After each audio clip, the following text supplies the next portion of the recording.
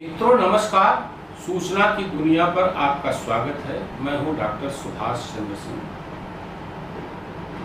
मित्रों, आज मैं भारतीय जनता पार्टी की पराजय पर बात नहीं करूंगा और न कांग्रेस की कथित विजय पर मैं बात करूंगा। मैं आज बात करूंगा पूरे देश में मुस्लिम ध्रुवीकरण की बात करूंगा और विशेष रूप से कैसे और किन समीकरणों से 24 मुस्लिम प्रत्याशी 78 में से जीत करके आए हैं। जहां उनकी बहुसंख्या है वहां उन्होंने खुद अपनी कौम के प्रत्याशी को जिताया है। जहां बहुसंख्या नहीं है वहां उन्होंने भारतीय जनता पार्टी को हराने वाले वो मुस्लिम प्रत्याशी हो या हिंदू प्रत्याशी हो उसको जिताया है। यानी मुसलमानों की मालूम है उनका दुश्मन कौन है। उनका दुश्मन भारतीय जनता पार्टी है जो राम मंदिर की बात करती है, सनातन की बात करती है, धारा 370 हटाती है, 3 तलाक हटाती है और कॉमन सिविल कोड लागू करने का वादा करती है। लेकिन हिंदुओं को यह नहीं मालूम है कि उनका दुश्मन कौन है। कांग्रेस को 99 सीटें ऐसी थोड़ी मिल गई। हिंदू बटे हैं और हिंदुओं ने वोट दिया है। भारतीय जनता पार्टी की हिंदू नहीं पहचान पाया कि वह उसकी हितैषी है, लेकिन मुसलमान पहचान गया कि भारतीय जनता पार्टी उसकी दुश्मन है। तभी तो जो है समाजवादी पार्टी को यहाँ पर 36 सीटें मिली हैं और भारतीय जनता पार्टी को 33 सीटें मिली हैं। जहाँ मुख्यमंत्री योगी या आदित्यनाथ जैसा भगवाधारी संत मुख्यमंत्री है, उस उत्तर प्रदेश की बात मैं कर रहा हूँ।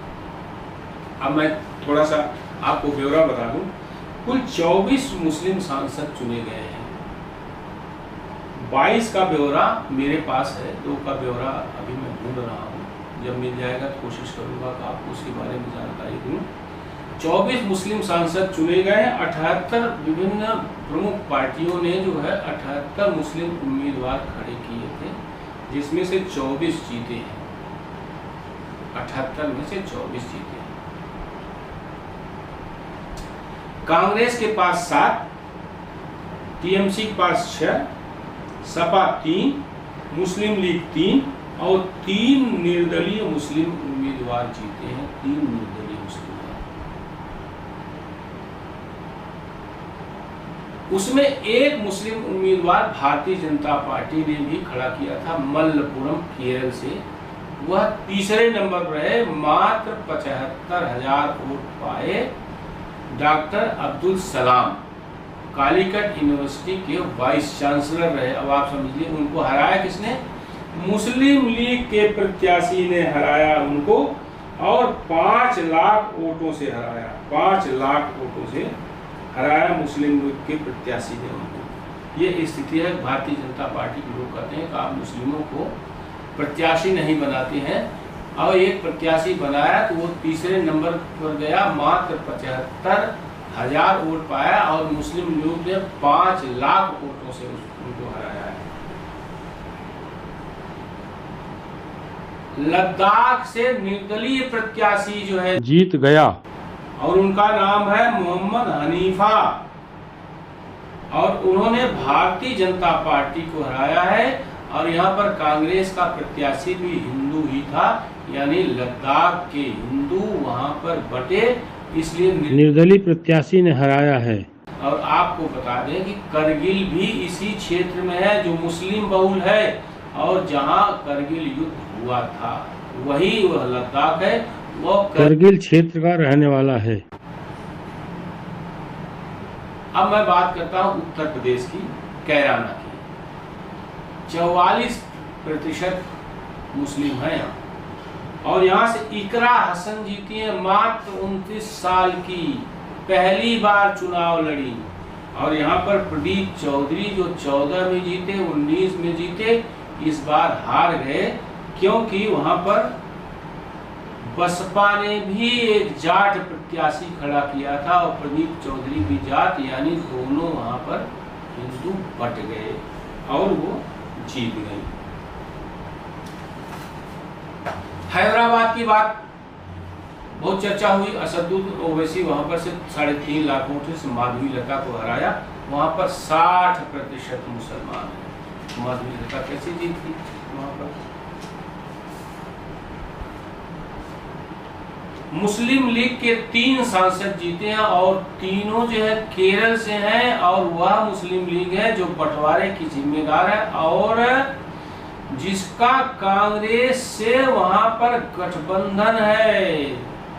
वही कांग्रेस जो मुस्लिमों की पार्टी कही जाती है। ए.के. एंटनी ने अपनी रिपोर्ट में कहा भी था 14 की हार के बाद कि ऐसा परसेप्शन गया है कि कांग्रेस जो है वो मुस्लिमों की पार्टी है। और मनमोहन सिंह का बयान आपको याद होगा, उन्होंने कहा कि इस देश के संसाधनों पर पहला हक जो है मुसलमानों का है।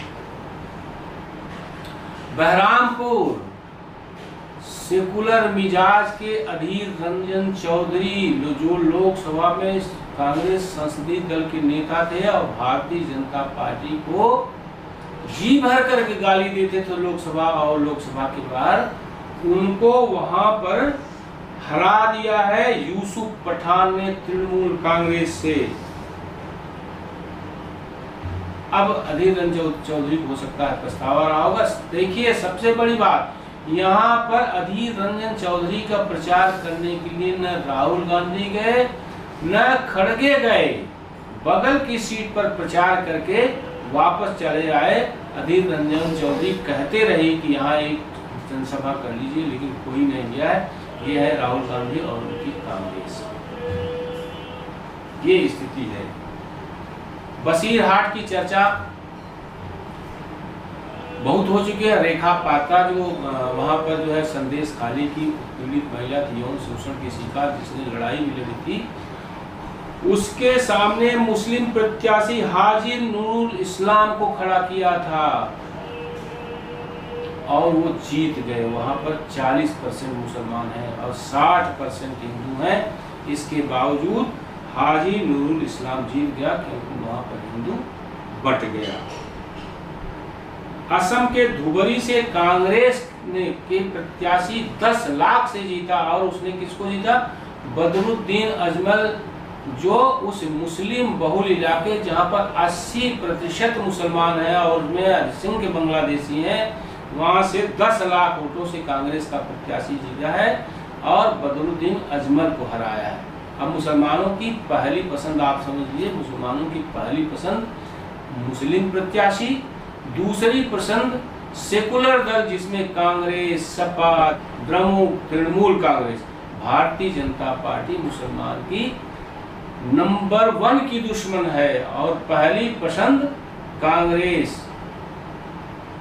राजद, द्रमुक, समाजवादी पार्टी जो बीजेपी को हरा सके। बहुजन समाज पार्टी ने प्रसंग बस बताऊं 23 मुस्लिम उम्मीदवार यहाँ पर उतारे थे और एक भी नहीं जीता। इवन एक भी मुस्लिम प्रत्याशी दूसरे नंबर पर नहीं रहा, बसपा का मुस्लिम प्रत्याशी। तो मुस्लिम ये जानता है कि उसे किसे हराना है और किसे जिताना है। भारतीय जनता पार्टी को हराना है और जो उसको हरा सके उसको टैक्टिकली वोट देना है। गाजीपुर से अफजाल अंसारी जीत गए 5 लाख वोटों से और किसको हराया उन्होंने? पारसनाथ राय, एक शिक्षक, पढ़े लिखे डॉक्टर पारसनाथ राय, पीएचडी। अब देखिए किस तरह से होता है।